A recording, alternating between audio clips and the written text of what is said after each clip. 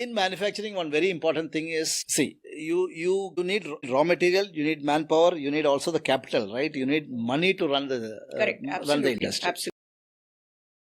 What exactly happened was, and still happening, and the major challenge is the cash flow or the working capital that is required always. So the raw materials you need to buy and you have to pay upfront. But the finished product that goes to the end user, they have 30 or 60 days as a credit period. And suddenly, if you get a big order, say you need to make 1,000 gauges a month. So which means the raw materials cost itself can go up to 20 to 25 lakh rupees. How do I manage that? So that is where the banks come in.